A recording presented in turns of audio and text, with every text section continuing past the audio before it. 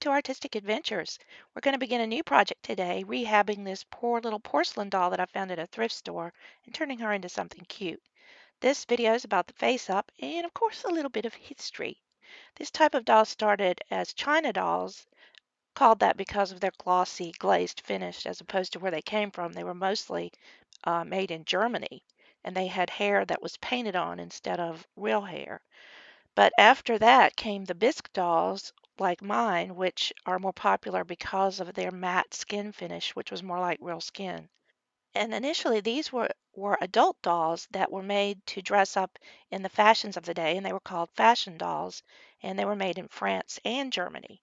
Then, around the turn of the century, they morphed into baby dolls, which were more like children or babies. And of course, I was fascinated with these dolls called Frozen Charlotte dolls. They were molded all in one piece, and it came from a poem about a girl who went on a sleigh ride and didn't want to cover up her pretty dress. So she froze to death, and hence the name Frozen Charlotte because her name was Charlotte.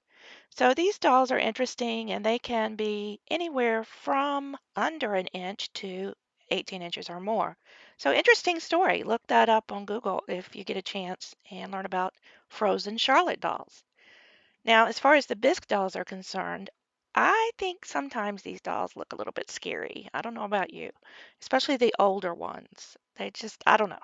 They don't they don't really grab me. So I'm going to be modifying our little scary doll into something a little more cute. So let's get started.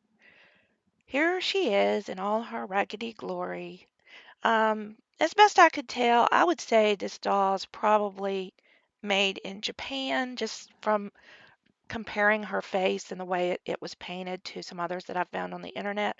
I don't think she's rare or anything, although some of these porcelain dolls can be quite rare and sell for, $10,000 or so. So I don't think our doll's like that, but we're going to make her pretty at least.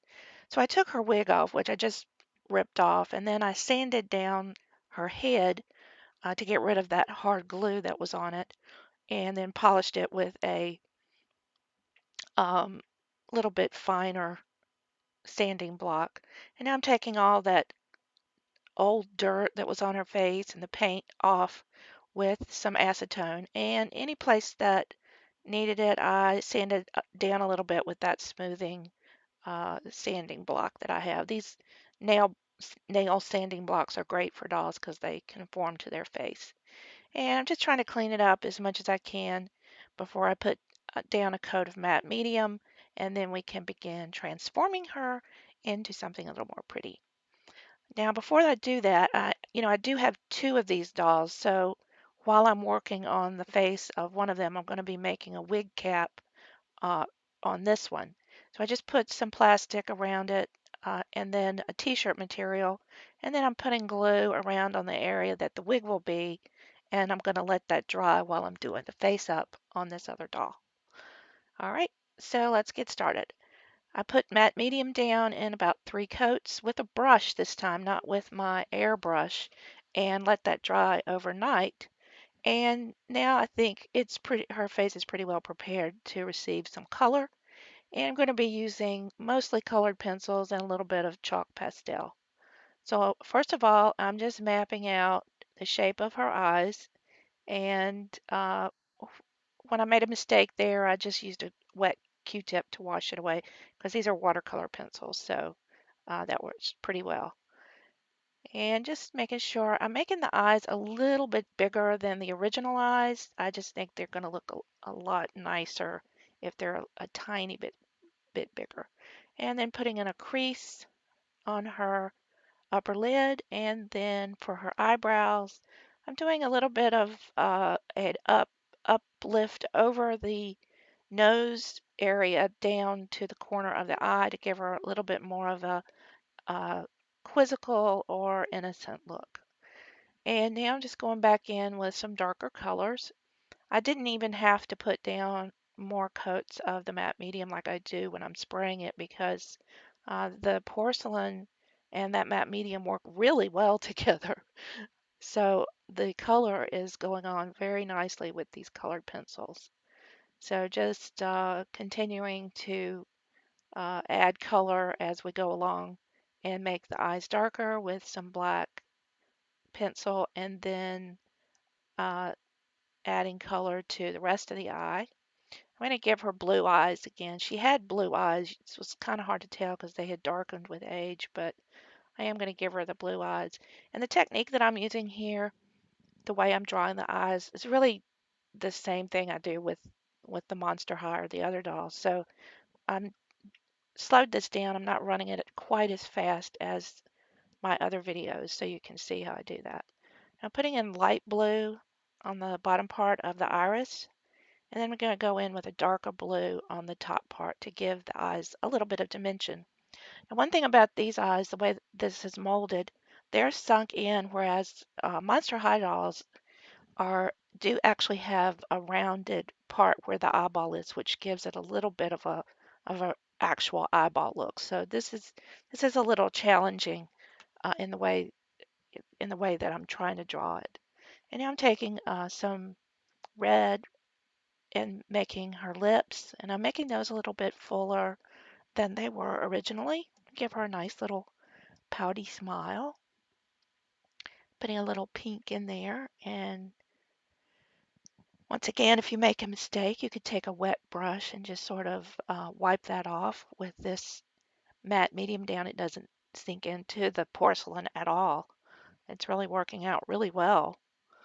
So just darkening up the eyes and putting in a few little extra details. And once we get the eyes finished, I did put a little bit of the pink on the underpart to be the waterline, and in the corner of the eye also. And then I went back in with the white pencil to make the sclera whiter. And then I did actually go over that red a little bit with the white to make it look a little bit less noticeable.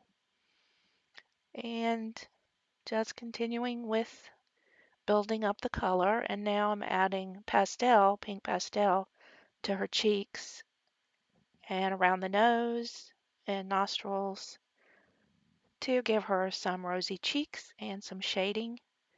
Put a little bit of pink over the eyelid and some blue, light blue on the corners of the eyes as well as at the corners of the nose.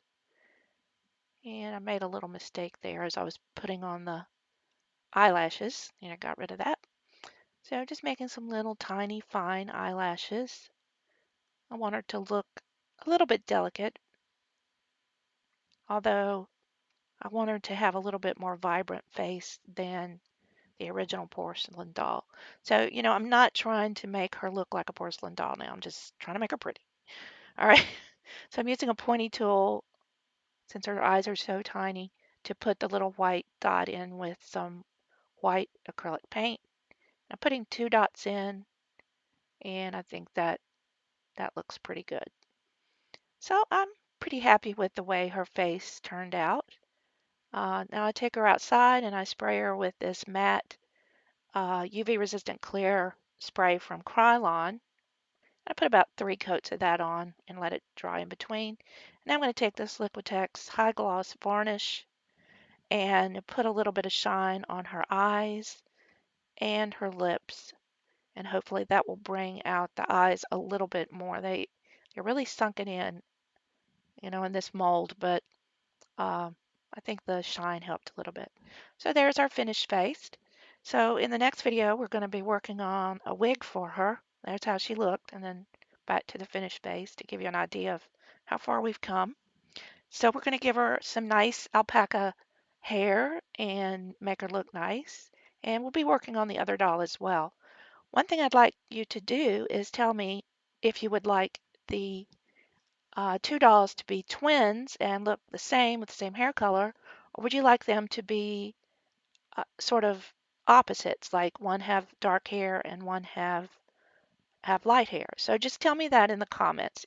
Either comment whether you would like them to be twins or opposites, and then we'll make the wigs, and that will determine how they look and as far as the costume and everything as that goes. So anyway, I hope you enjoyed this. It's a little different from the regular Monster High dolls. And I think it's going to be fun and turn out rewarding to make this poor little doll look a little bit better. And as always, if you like this video, give me a thumbs up and subscribe so you don't miss a thing. Thanks and bye.